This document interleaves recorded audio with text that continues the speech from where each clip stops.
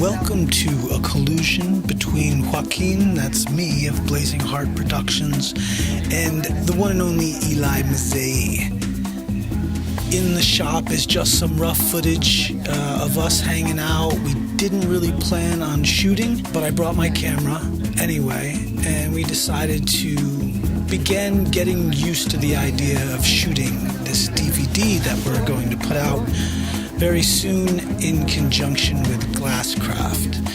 Keep an eye out for that. That will be shot much better than this, and that's why this is free and that won't be. You crazy mother. Nonetheless, Eli drops a lot of porch wisdom about working on big things, about the heat base, about frit, about techniques he's known for. So dig in, enjoy yourself, and we will catch you later. I have my reamer. I'm going to push this little dollop inward. If you look at your eye, take a picture of it sideways, you can see that you have your iris that actually goes inward, and you have a piece of natural jelly that provides the optics. So kind of along the same lines as an imitation with glass, you put the iris in, you incave it, you could say, and then you have a little bit of a black pupil, and so I'll dot just a little bit of black in here. And what I do is I heat up the area. I'm going to lie the black down, and that allows that little tiny black piece to just stick in there and once again bond together. Now I'll heat that up, and I'll again come in and smash in the little pupil there, that little black pupil into the iris. And so I would study the eyeball. Studying certain things that you're making out of glass will give you more realism, and the end result, you'll have a higher quality piece of glass that you're trying to, whatever you're trying to imitate, your final result will come out just a little bit better by researching and even just drawing things on paper. I've drawn a lot of things on paper and was able to have a better end result of my final project when I was drawing on glass. So back to this, heating this up, you go, and I had to polish around there to heat up. Now heating that eye up here and having that incave flushes out the air. So when you get it hot, all the air is flushed out, so that when you do go in to that little cavern there, and then you take away, you plunge in a little bit of clear onto that, you don't have any air bubbles. So when I first started doing this, I would get a lot of air bubbles, and through the years I kind of was able to understand that a little better.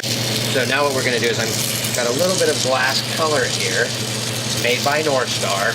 It's got a little bit of silver inside it, and so it gives it this caramely color. It's a super popular color in the glass industry. And what I'm going to do is I'm going to take a little bit of this caramel, and I have a little bit of frit right underneath me here. And what I'm going to do is I'm going to roll it in here, and I'm going to do that a couple times, maybe one more time. And what that's going to allow, it's going to allow me to have a little bit of texture and a little bit of design when I lay the eyelid. I'm laying the eyelid now over the eye, and so it'll blend in with the glass. And what I do is I don't actually just lay the rod over, I kind of gather up a bit of a ball to draw that eyelid on. And then I smear it over. Same thing, I used to actually just take the whole rod and then, draw it over, but I found out by heating it up and then kind of smearing it over, you have a better profile. So you don't have this huge bulgy eye. As far as it doesn't always come out exactly the way you want it to, I got kind of lucky. I'm going to go back in. I'm going to start soaking the piece. I'm going to get TJ to hand me my bullseye. And I've got a little bullseye press, which is kind of, a little little bronze press that I use, and that just helps me give it a little bit of more character and a little more personality in a piece. Once again, brings out a little bit better quality design. And I'm heating up the eyelid from the top and bottom.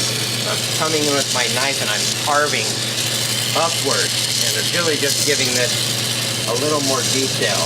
And it's so hot that it's hard for me to even put my hand by the piece because that's how hot it is. So now it's getting nice and soaked in the background. I'm going to heat up the area that you want to manipulate. And you'll hear me say that throughout the video.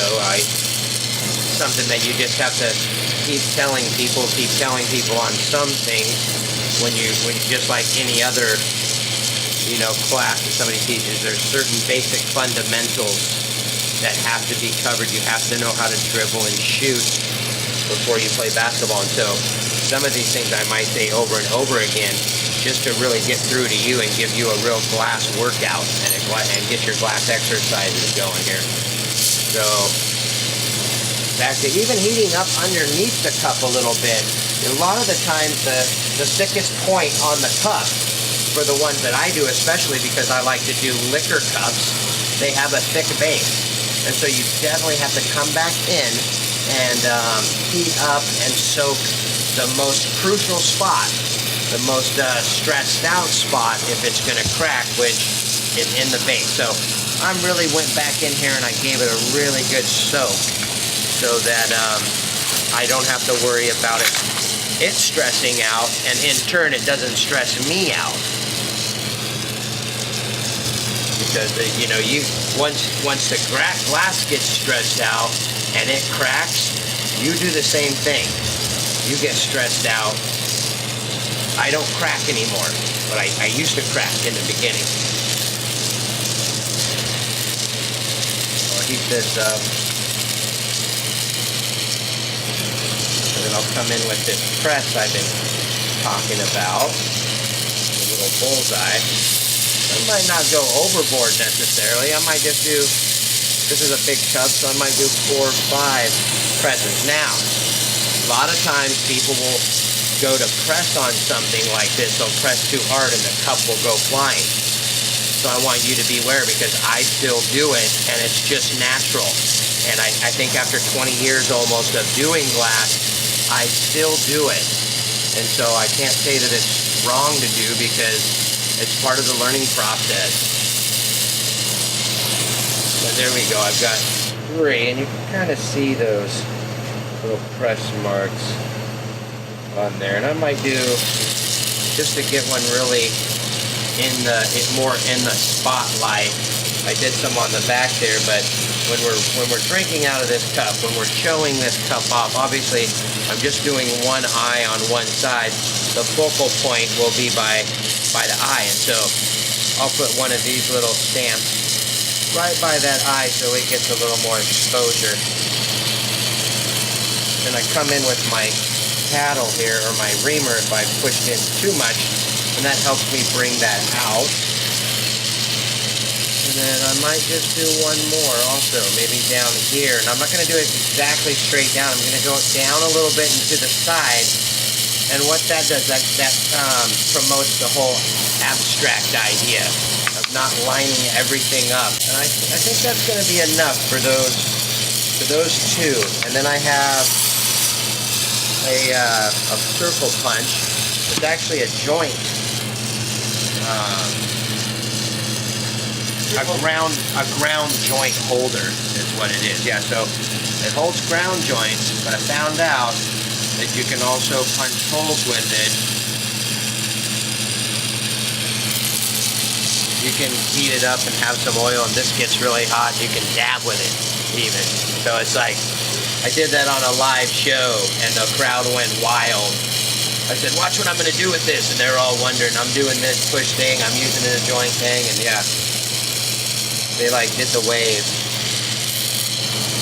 So I heat that up, and I'm literally just, once again, embellishing it, and then giving it just a little more design. heating it up in the background once again also, so that when I heat it up, the flame is going through the glass, and at the same time it's keeping the glass nice and hot once again so I don't crack it. I spent all this time, and it literally took about an hour just to make the glass on this particular one, and then probably, you know, another half hour to 45 minutes to do the decoration. So most of these glasses take a lot of time, so you don't want to overcompensate or be thrown off as far as your timing goes.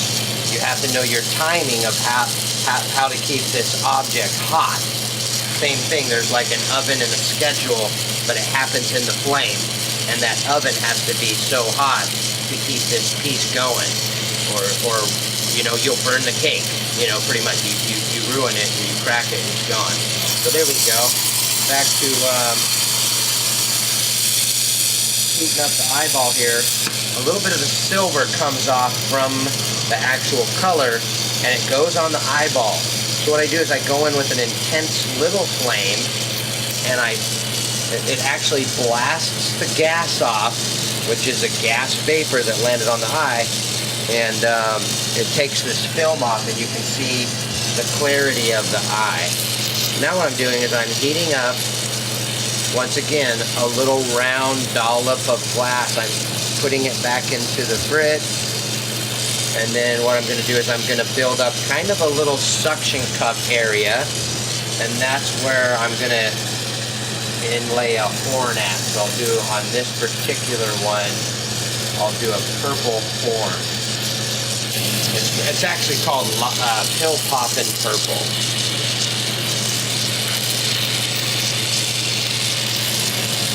And I'm just going to come down into this mold here a little bit. What I'm doing there is I'm sinking in a little bit of, you know, essentially I'm powder coating that little ball that was on there, and that's pretty much how I got this cup the color that it is. I powder coated it with a little bit of Frit. Now what I'm doing, I'm going to heat up the cup again, once again. Stuck a little bit of heat back in there. I'm going to look at the top rim to make sure that I haven't lost anything, which it looks like I can get it just a little bit rounder. What I'm going to do is I'm going to focus a little bit of the energy on the lip now, and I'm going to go back and tighten up the rim of this cup just a tad. And at the same time, it'll be soaking the cup a little bit with a little bit of heat, so that I can, once again, get a little bit of heat back into it and give me some working time. You see, it doesn't take long for that to start moving, just a tad.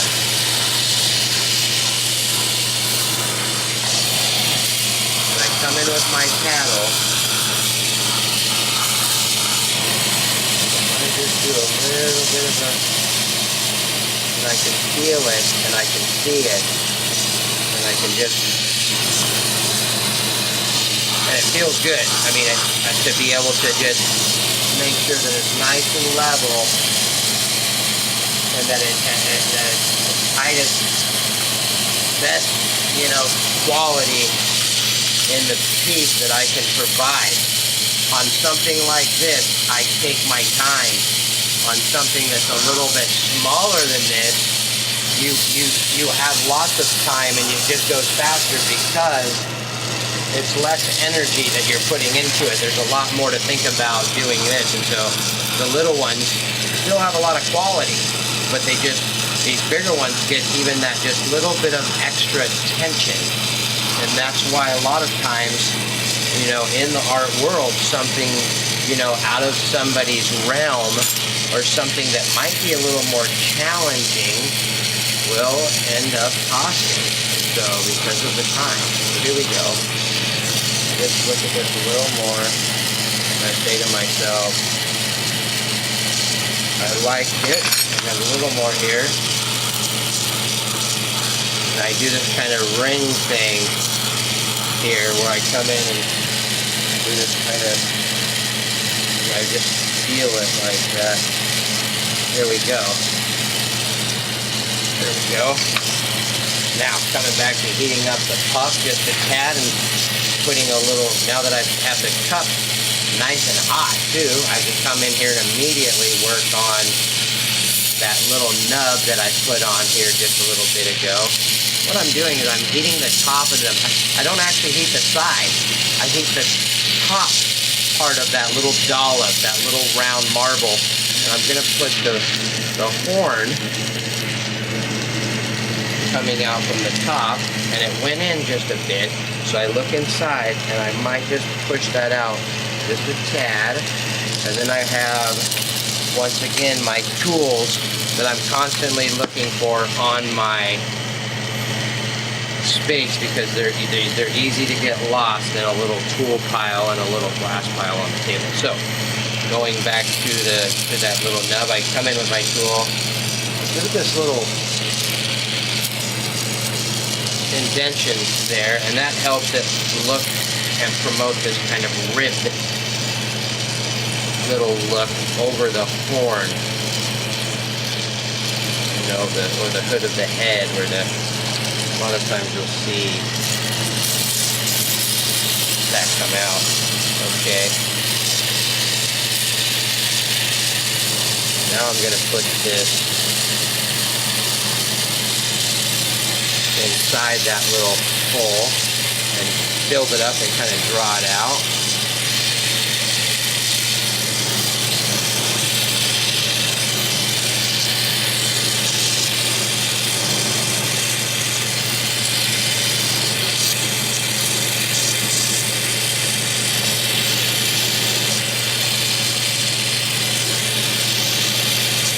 Keep the cup up here maybe just for a second while you're waiting on that horn to soften up, maybe too, just a little bit there. And of course this cup I'm making for a party that I'm throwing, sponsored by Carlisle, North Star, and Paragon Kilns. And it's a drinkware party where I have 10 artists all making a glass, where everybody will, where there's an open bar in Las Vegas at the Glass Bead Expo 2017. And after drinkware party, where everybody will be drinking out of a glass one of the artists made. I've got about 70 or 80 people that are all invited to the party, and I had to stop advertising it online and stop telling people about it, because I probably could have got, 3 or 4 times as many people in there, but I really just did this as a fun thing and to promote the book, the Contemporary Shot Glass. So I drew that horn out, and it's something that is in the Glasscraft book. You can get it from Glasscraft, and that is the Homer Hoyt book. It gives you all your basic fundamentals on how to bow glass. And so when I first got into glass, the most important thing to me was the Glasscraft book, and then videos. So for sculpture especially, and so with a series of videos of shot glasses and sculpture, and the book, it's really like taking an online class and then having the textbooks with it. I was born into a family that had a glass blower already, so it made it really easy for me. But to really jumpstart somebody's career to get into glass that doesn't have that, this is the ticket. This is the best thing that you can do. And I'm heated up that horn. I'm going to bring that horn just a little bit in a tad. I'm going to heat up the top area there. And then a lot of times I wear a glove on this hand too if I'm working with something a little bigger like this. Honestly, I don't really work on a lot of big stuff anymore, because it is really stressful on my body and my arms and my hands, considering I work 60 hours a week, no matter what I'm working on. So the repetitive motion all the time is something that takes a toll. And even after, like I said, almost 20 years, my first 10 years going pretty big, which I know some of you have seen some of my bigger stuff, I just decided at some point, littler stuff meant more to me. It meant more to a lot of people, the little things in life. And some of these bigger things, I'm gonna bring this up, put it in the flame just for a minute.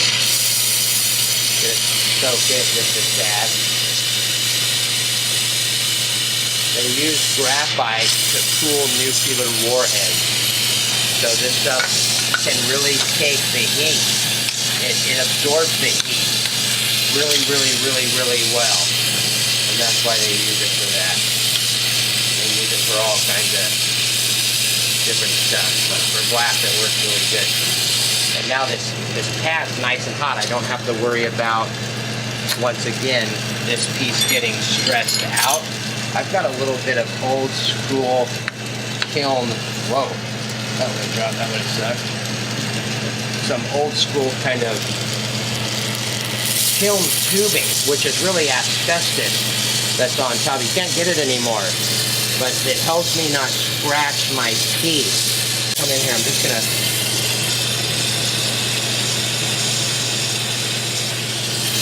do that thing.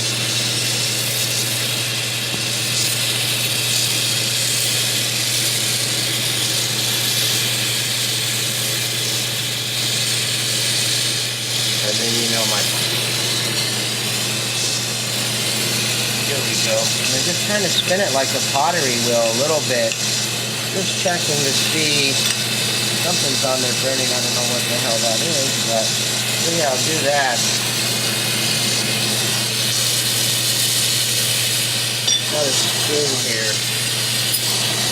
I'm gonna put just a little more there on. Got a spoon here that'll come in here, and I'll just make this rounder. Bring that up just a tad. Let's get down this way. There. And then I'll be done with that. I'll throw that in the kiln. And then you hope that you don't drop it and break it at the same time. Or that it cracks for any reason, which it doesn't look like it's going to. So yeah, that was cool. Yay!